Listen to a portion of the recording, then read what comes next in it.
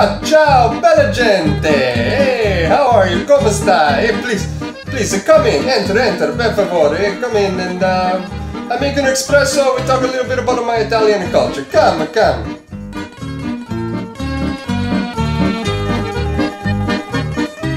Located in southern Europe, this boot-shaped country is one of the world's most popular travel destinations for a number of reasons that include art treasures, trendy fashion, stunning landscapes, passionate people, and top-class cuisine. Italy offers so much to see and to do that it would take a lifetime to explore. Italy, without a doubt, is a beautiful country. It is the birthplace and capital of Catholicism. From its vast landscapes to its historical monuments, Italy is a place that is rich with history and tradition. Hey everybody, welcome to my cultural family video. So my name is Jeff Smith, or Jeffrey Smith, it's my full name. Or actually as my Italian grandfather, my nonno, likes to call me, Goffredo is apparently my Italian name. I have no idea how that translates to Jeff, but apparently to him it does. But anyway, speaking actually of traditions and customs, so a little background information. So both my parents are actually of European descent. My mom is the Italian side. My dad didn't actually have any family here in Canada. Didn't have a lot of family, so we were pretty much raised Italian, my siblings and I. So pretty much all I know within my own culture is mostly Italian culture, and not too much from my dad's side. And it's funny because my mom, she was the first generation here, kind of Canadian Italians, to come here to be raised in Canada as a child. Growing up, when she had me, she wanted to give me more of a Canadian name, and so she actually kind of broke tradition. So she named me Jeffrey, but from what I understand in the tradition is that you're supposed to, so the firstborn Italian son is supposed to take on his grandfather's name from his father's side, and then if that father's not present, then you kind of go on to your mother's side. So technically, I guess if I were to follow tradition, my name should have been Antonio or Anthony, but not sure what to kind of break tradition that way and call me Jeffrey. Yeah. So anyways, all right, let's get into the cultural background. All right, so gender roles and family structure. So before we get into cuisine, which is probably my favorite topic on this whole thing, let's talk more about family structure and gender roles. So in Italian culture, it's all about the family, la famiglia. Italy has gone through somewhat of what they call or consider an evolution regarding family. So basically, back in my grandparents' days, families used to be a lot larger, really large. Usually they would have at least 6 children or more. A lot of them were basically there to help with the farmland. There was a lot of farming and farmland that they would work on. And pretty much the structure was, women were the housemakers and the men went out and worked. I'd say over the last 100 years, the mentality and habits have changed. And nowadays, I mean, not just in Italy, I find a lot in the world, but nowadays the family unit is much more smaller, but they still hold a lot of value towards family ties. So even though the family has fewer children, they're still big on having family meals together, at least once a day, where they can get together, catch up on life, on news, on sharing, and basically just spending quality time with one another. The gender roles now, again, are really traditional, and they're important in Italian culture. It's a lot still is based on tradition. So for many years, like I said, the men worked and the women stayed at home, but this dramatically changed over World War II. So basically Italian women became known for their independence because they had to go out and work while the men were at war. So currently today, Italian women are very involved in political, economical, and social life. And you will find in some rural areas though, and even within my the older generations of my family, there's some members that male dominance is still prevalent, but you know, I do feel that this mentality is a dying breed as generations move forward. Alright, so if we look at gender statuses in my culture, growing up, the men were the providers, the defenders, and overall were looked at as the head of the family, of their family, whereas the women were more of the soul of the family, the nurturers. In today's society, so basically they were the caregivers and the nurturers for their family. I heard that Italian women, though, are actually nowadays the most liberal out of all European countries, so I thought that was kind of interesting, which pretty much says to me that even though Italy is based on traditional roots, at its core, it's still learning to expand its beliefs and customs. Okay, so let's talk about myths. Common myths.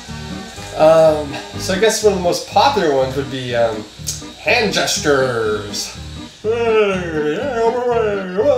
Che cosa che cazzo fai?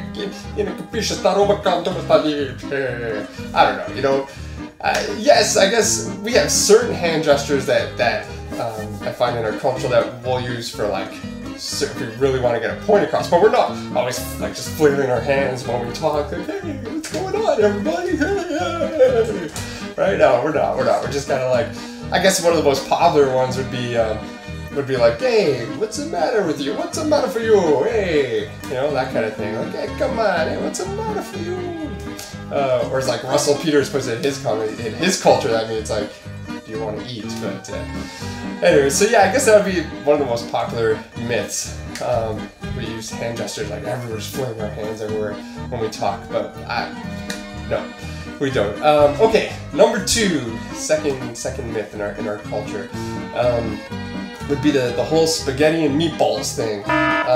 Yes, we love pasta like in dishes, but it's not all about pasta. It depends what region you're from. They have different specialties. So if you're closer to the coast, I mean, they have different fish dishes and stuff like that. But the whole spaghetti and meatballs together, like I've never in my life ever eaten like meatballs on the spaghetti, like spaghetti and meatballs together like in one dish. Because usually the way it works in Italian cuisine or in Italian meals traditionally is that pasta is like a separate thing. So you have your pasta in one plate and then meat is another entree, or you always have your meat in a different plate or secondary. It's never like put together in one plate. Everything's always separate. So you have your salad in one plate, then you'll have your pasta dish, and then your meat dish. So yeah, I've had meatballs, but that's always been separate, added on after, like in a separate plate.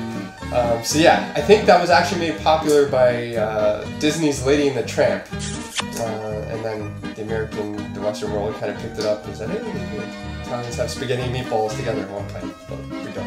The third myth is the mafioso. If you're from Sicily, that part of Italy, then you're automatically part of the mafia. I mean, okay, one thing I think I should kind of mention here though, aside from the myths, is greetings, Italian greetings. So that's a big one in our culture, and could also be looked at, especially towards older generations, as like a big sign of disrespect if you don't greet them. So you should always say hi to the older generations, like grandparents, aunts, uncles, and stuff like that. And there's a certain way that we do that. So the greeting always starts with like usually 2 kisses on the cheeks. Let's say, hold on, can you see here? There we go. Let's do it from here. Hey, ¿cómo está? Hey, good to see you, good to see you. Hey, okay.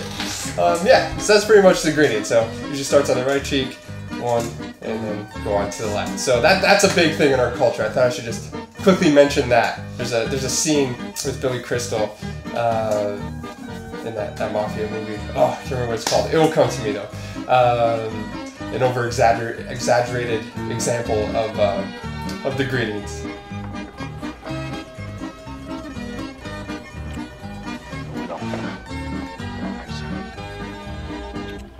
Daughter. Brother. Get out.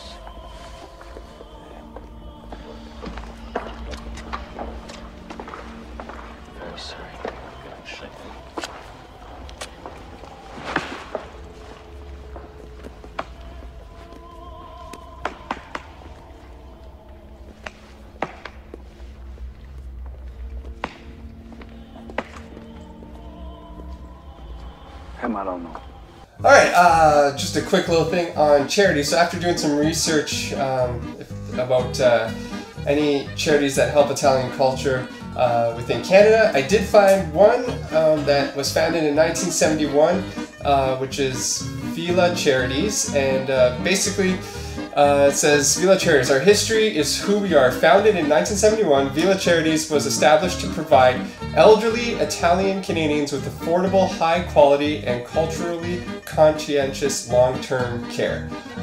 So basically it creates a community for the Italian elderly people to find a way to come together, and their culture is present there, and it helps with affordable living costs and so on. So I think that was a great charity, keeps the community, the Italian community together, and I'll post more information and link on the description below for this video.